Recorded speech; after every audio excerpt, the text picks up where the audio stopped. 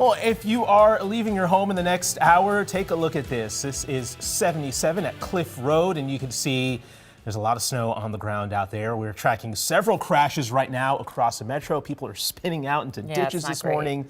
Not great on the roads right now. So heads up if you're heading from the East Metro. John just told us a few minutes ago it's starting to snow over in Stillwater. Again, yeah, second round. So let's get right to John. It is a weather warned day. It also happens to be Halloween. I know. We feel like you're in the middle of January right now. A couple of hazards after we picked up what looks like 2 inches of snow.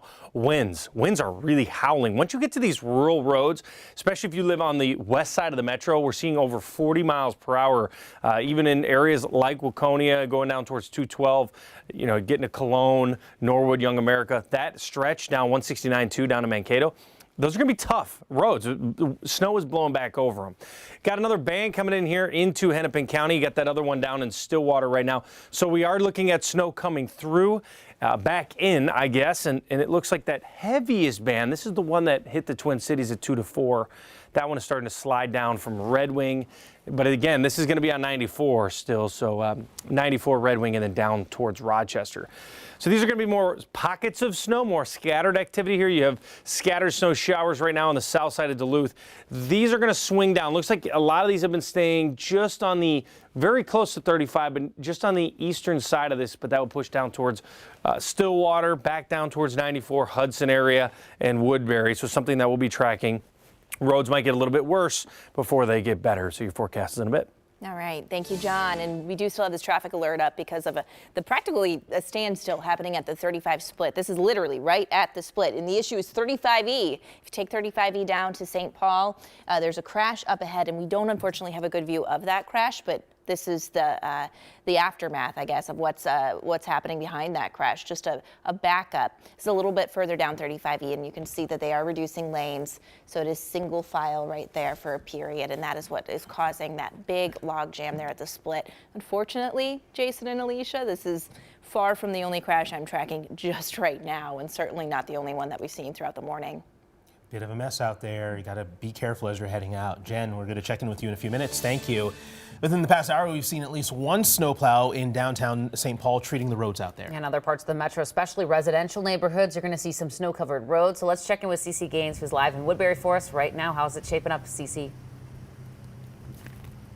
Hey, yeah, still in Woodbury in this residential area. I can say it has started snowing a little bit since I talked to you 30 minutes ago, so we're waiting for that to maybe pick back up again. The winds have kind of died down, but we want to show you kind of what you'll be seeing as you come out of your residential neighborhood. You'll see snow on the ground for sure, not too much, but enough to show that it snowed. It's a little slick as well as some ice under there. You also may have to wipe off your car. We met this nice gentleman here who's about to leave to go to the gym. He had to get the snow off of his car this morning. You may also have to, wear shoes that you will not fall in because we've had some slick moments here as well this morning. Also, if it's garbage day for you today, your garbage can may be knocked over. We've seen, even in this neighborhood, more garbage cans that are knocked over because the wind was just so heavy, not even 30 minutes ago. But if you are leaving this morning, it should be smooth sailing. We did see a couple of snowplows out on the road. So if you're leaving your residential neighborhood, even if your residential street is not plowed, the street that you're going out of should be. So we'll keep driving around this morning, but as of right now, conditions aren't the worst in residential. Guys. That's good news there. Cece Gaines reporting live for us. Thank you. And if you haven't looked out the window just yet, this is what you're going to see in your backyard. We got this new video in from Excelsior from photojournalist Nate Anderson. You see snow covering all the trees and all the, is that a birdhouse out there? Just everything covered out there, covered in snow out there. So today is another good reason to download that free KARE 11 weather app. No matter the weather, it's a great tool to have in your pocket with its personalized forecasts. Also, you'll get live radar on that. You can find it wherever you get your apps.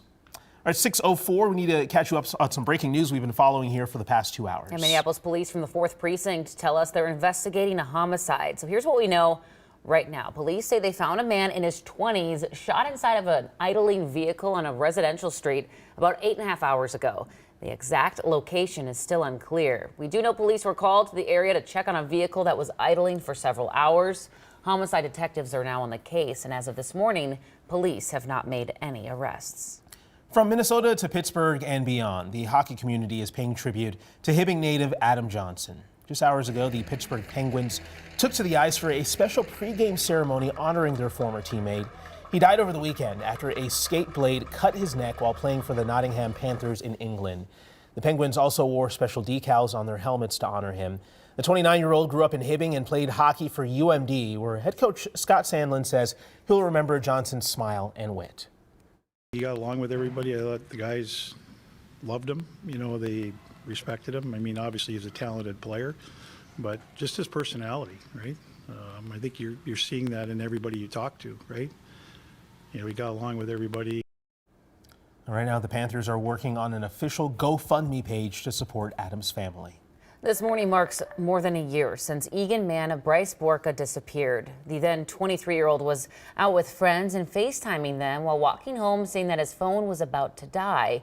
He was never seen again. The Egan Police Department says they've already searched 1,500 acres with canines, drones, sonar, and help of more than 500 volunteers with no luck. His family released a statement saying in part, "Bryce, we love you more than life itself. We miss you in every way. We miss that smile. We miss your sweetness, your kindness, and your ability to make everyone around you feel better." They also offer gratitude for those who've contributed to their foundation, Bryce's Blessings, which they created to honor their son and support other families coping with the loss of a child. Right now, we're tracking big developments in the massive auto workers strike. This morning, all three big automakers have reached tentative deals with the United Auto Workers Union. In the last 24 hours, GM announced their agreement. If it's ratified, it will end the union's 6-week strike. In the last week, deals with Ford and Stellantis were also announced. The reported 4.5-year contracts include a 25% wage increase, an increase in starting wages to more than $28 an hour. And in just hours, all eyes will be on yet another strike happening in Hollywood. SAG-AFTRA says negotiations will resume today with major studios. The Actors Union tweeted this in just the last 7 hours, saying the two sides are still far apart on key issues. The union's demands include general wage increases, protections against AI, and boosts in compensation for streaming. 6:07, and right now the clock is ticking for the Vikings to decide whether they'll trade for a QB to replace the injured Kirk Cousins. Yeah, the NFL's trade deadline ends in just 9 hours. Sports director Reggie Wilson has more on how the team could potentially move forward. Kirk Cousins going down with the right Achilles tear is the bummer of the week. Bummer of the season for the Vikings, but Kevin O'Connell said no one is feeling sorry for them, so they have to get back to work to get the quarterback room ready for Atlanta. Presumably that starts with rookie Jaren Hall. But here's a look at other potential options for the Vikings. Veteran Colt McCoy has been in the building for a tryout in recent weeks. He played under O'Connell in Washington. Carson Wentz has played in 93 games in his NFL career, and he's seeking his next opportunity. If the Vikings wanted to go the route of a trade, a few familiar faces could be available ahead of deadline. Case Keenum is the Texans' third-string quarterback right now, and Teddy Bridgewater is the backup in Detroit. Kwesi has made several deals with the Lions in his short time as Vikings GM. So it should be an interesting day for Kwesi. We'll see what moves he makes before the deadline at 3 p.m. Yeah, hard shoes to fill with Kirk out for sure. I mean, he was a presence in the locker room, A leader, good for sure. guy off and on the field for sure. Yeah, we'll see what move they make as that trade deadline ticks down here. All right, 6:08, let's get you outside now. Today is a weather-worn day, and Whoa. this is why. Man, oh man, that back up there is wild. Hours of snow overnight causing crashes across the metro, lots of slowdowns. Things are really, really slick out there right now, John.